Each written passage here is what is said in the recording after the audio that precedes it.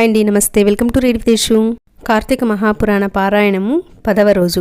జ్ఞానసిద్ధ ఉవాచ. వేదవేత్తల చేత వేదవేద్యునిగాను, వేదాంత స్థితినిగాను, రహస్యమైన వాణిగాను, అద్వితీయునిగాను కీర్తింపబడేవాడా, సూర్యచంద్ర శివబ్రహ్మాదుల చేత మహారాజాదిరాజుల చేత స్తుతింపబడే రమణీయ పాదపద్మము గలవాడా, నీకు నమస్కారము. పంచభూతాలు సృష్టి సంభూతులైన సమస్త చరాచరాలు కూడా నీ విభూతులే అయి ఉన్నాయి. నువ్వు పరమము కంటేను పరముడవు. నువ్వే సర్వాధికారివి. స్థావరజంగమ రూపమైన సమస్త ప్రపంచము కూడా దానికి కారణ బీజమైన మాయతో సహా నీయంతే ప్రస్ఫుటమవుతోంది. సృష్టాదిని మధ్యలోనూ తదనంతరమున కూడా ప్రపంచమంతా నువ్వే నిండి ఉన్నావు. భక్ష భోజ్య చోష్య లోహ్య రూప చతుర్విధాన్న రూపుడవు, యజ్ఞస్వరూపుడవు కూడా నీవే. అమృతమయము పరమ సుఖప్రదము అయిన నీ సచ్చిదానంద రూప సంస్కరణ మాత్రము చేతనే ఈ సంసారము సమస్తము వెన్నెట్లో సముద్రంలా భావిస్తోంది. హే ఆనందసాగర, ఈశ్వర, జ్ఞానరూప, సమస్తానికి ఆధారము, సకల పురాణసారము కూడా నీవే అయి ఉన్నావు. ఈ విశ్వము సమస్తము నీ వల్లనే జనించి తిరిగి నీయందే లయిస్తూ ఉంది. ప్రాణులందరి హృదయాలలోనూ ఉండేవాడివి. ఆత్మవాచ్యుడవు, అఖిల వంద్యుడవు, మనోవాగగోచరుడవు అయిన నువ్వు కేవలం మాంసమయాలైన భౌతిక నేత్రాలకు కనిపించవు గదా తండ్రి. ఓ కృష్ణ, ఈశ్వర, నారాయణ, నీకు నమస్కారము. నీ ఈ దర్శన ఫలముతో నన్ను ధన్యుణ్ణి చెయ్యి. దయామతివై నన్ను నిత్యము పరిపాలించు.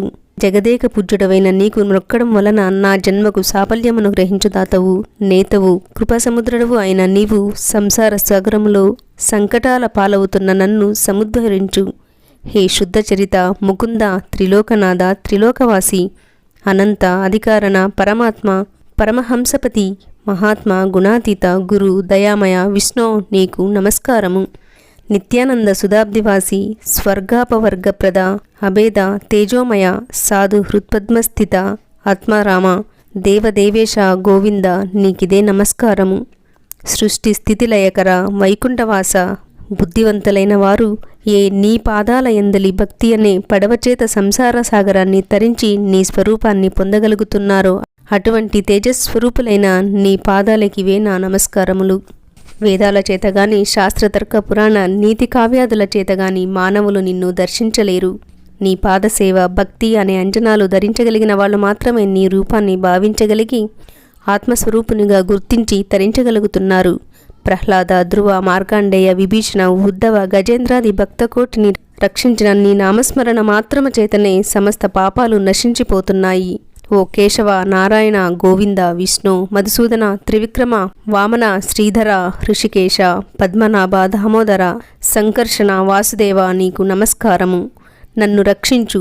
ఈ విధంగా తెరిపిలేని పారవశ్యంతో తనను స్తుతిస్తున్న జ్ఞానసిద్ధుణ్ణి చిరునవ్వుతో చూస్తూ, జ్ఞానసిద్ధ, నీ స్తోత్రానికి నేను సంతోషభరితుడనయ్యాను. ఏమి వరం కావాలో కోరుకో అన్నాడు విష్ణుమూర్తి. హే జగన్నాథ, నీకు నాయందు అనుగ్రహం ఉన్నట్లయితే నాకు సాలోక్యాన్ని ప్రసాదించు అని కోరాడు జ్ఞానసిద్ధుడు. తదాస్తు అని దీవించి తార్క్షవాహనుడైన శ్రీహరి ఇలా చెప్పసాగాడు. జ్ఞానసిద్ధ, నీ కోరిక నెరవేరుతుంది. కానీ అత్యంత దురాత్మలతో నిండిపోతున్న ఈ నరకములో మహాపాపాత్ములు సైతం సులువుగా తరించే సూత్రాన్ని చెబుతున్నాను విను. సత్పురుష, నేను ప్రతి ఆషాఢ శుద్ధ దశమి నాడు లక్ష్మీ సమేతుడని పాలసముద్రంలో పవలించి కార్తీక శుద్ధ ద్వాదశి నాడు మేల్కొంటాను. నాకు నిద్రాసుఖాన్నిచ్చే ఈ 4 నెలలు ఎవరైతే సద్వ్రతాలను ఆచరిస్తారో వారు విగత పాపులై నా సాన్నిధ్యాన్ని పొందుతారు. విఘ్నులు, వైష్ణవులు అయిన నీవు, నీ సహవ్రతులు కూడా నేను చెప్పిన చాతుర్మాస్య వ్రతాచరణను చేయుడు. చాతుర్మాస్య వ్రతాచరణ శూన్యులైన వాళ్ళు బ్రహ్మహత్యా పాతక ఫలాన్ని పొందుతారని తెలుసుకోండి. నిజానికి నాకు నిద్ర, మెలకువ, కళ అనే అవస్థాత్రయమేదీ లేదు. నేను వానికి అతీతుడను. అయినా నా భక్తులను పరీక్షించడానికి నేనెలా నిద్రామిషతో జగన్నాటక రంగాన్ని చూస్తుంటానని గుర్తించు. చాతుర్మాస్యాన్నే కాకుండా నీవు నాపై చేసిన స్తోత్రాన్ని త్రికాలములందు పఠించేవాళ్లు కూడా తరిస్తారు.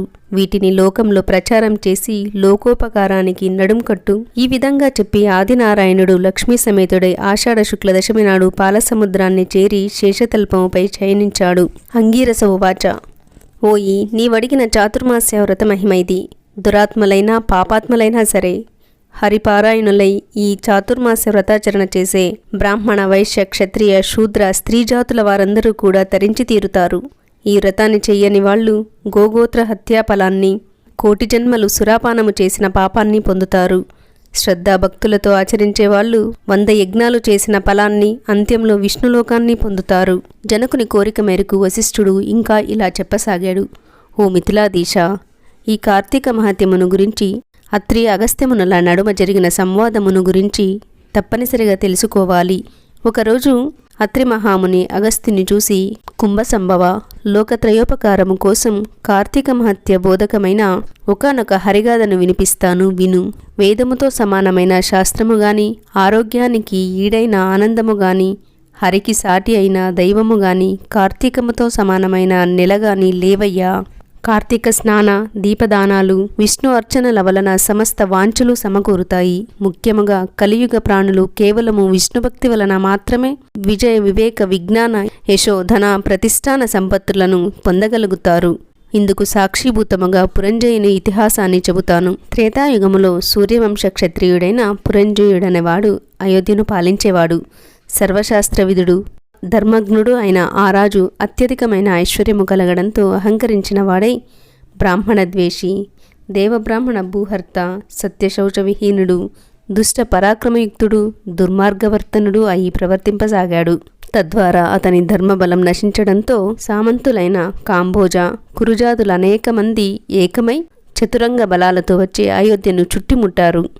ఈ వార్త తెలిసిన పురంజయుడు కూడా బలమదయుక్తుడై శత్రువులతో తలపడేందుకు సిద్ధమయ్యాడు. పెద్ద పెద్ద చక్రాలున్నది, ప్రకాశించేది, జెండాలతో అలంకరించబడినది, ధనుర్బాణాదిక శస్త్రాస్త్రాలతో సంపన్నమైనది, అనేక యుద్ధాలలో విజయం సాధించినది, చక్కటి గుర్రాలు పూంచినది, తమ సూర్యవంశాన్వయమైనది అయిన రథాన్నధిరోహించి రథ గజ తురగ పదాతులు అనబడే 4 రకాల బలగముతో నగరము నుండి వెలువడి చుట్టుముట్టిన శత్రుసైన్యముపై విరుచుకుపడ్డాడు. 10వ రోజు పురాణ పారాయణం సమాప్తం. వీడియోని లైక్ చేసి కామెంట్ చేయండి, అలాగే షేర్ చేసి సబ్స్క్రైబ్ చేసుకోండి. థ్యాంక్ యూ ఫర్ వాచింగ్ అండి. సర్వం ఉమామహేశ్వర పాదార్పణం.